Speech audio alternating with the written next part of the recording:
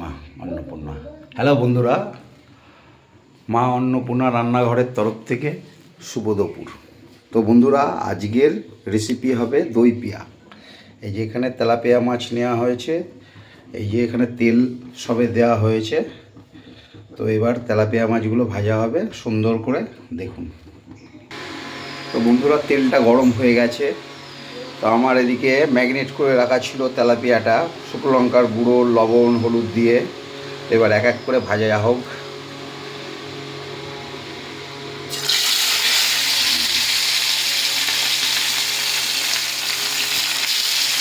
দেখুন এক এক করে মাছগুলো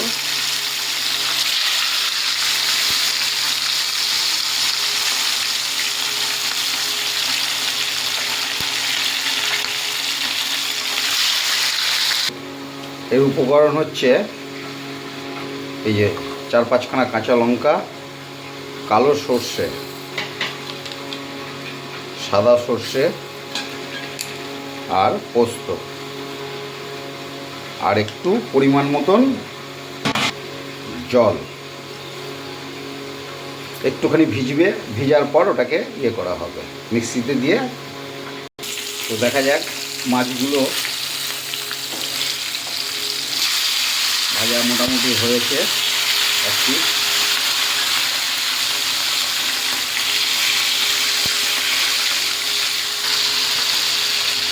মাছগুলো সুন্দর করে ভাজা হচ্ছে। এবার মাছগুলো তুলে নেওয়া হচ্ছে এক এক করে।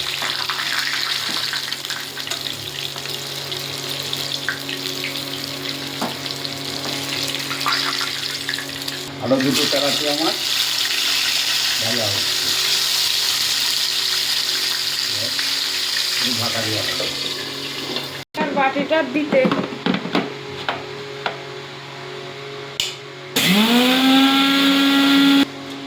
এটা হয়ে গেছে কমপ্লিট। এবার দেবো হচ্ছে কালো জিরে। এই যে কালো জিরে দেওয়া হচ্ছে।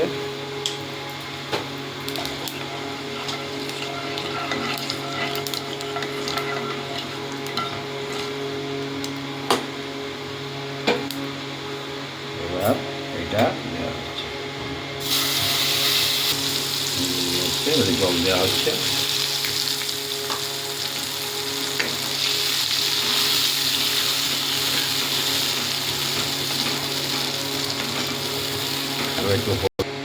এবার দেবো হলুদ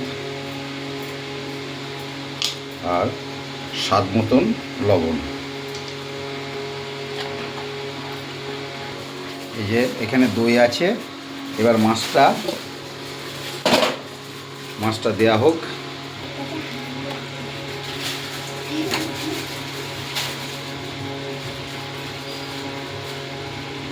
এই যে মাছটা দেয়া হয়ে গেছে।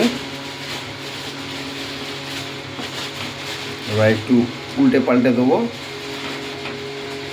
দিয়ে ঢাকা দেওয়া হবে। এই যে একটু উল্টে নিয়েছি মাছগুলো, এবার একটু ঢাকা দিয়ে দেবো, ঢাকা হোক। এবার দেখি, এই তো হয়ে এসেছে। এবার একটু টক দই দিয়ে দেবো।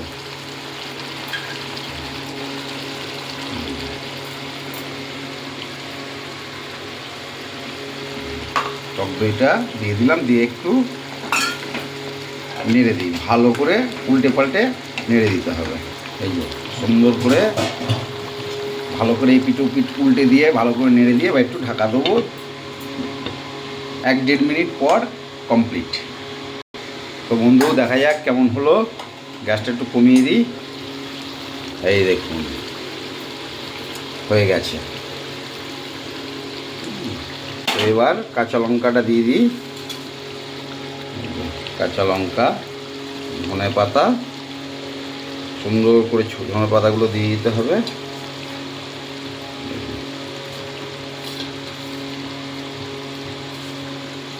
কি সুন্দর লাগছে দেখুন।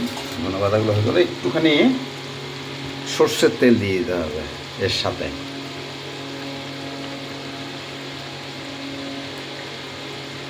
কারণ সর্ষের তেলটা দিলে এর যে গন্ধটা সুন্দর লাগবে। তো এবার 5 মিনিট ঢাকা দেওয়া হবে, দিয়ে গ্যাসটাকে অফ করে দেওয়া হবে। তো কমপ্লিট আজকের মতন মা অন্নপূর্ণা রান্নাঘর তরফ থেকে আপনাদের শুভ দুপুর।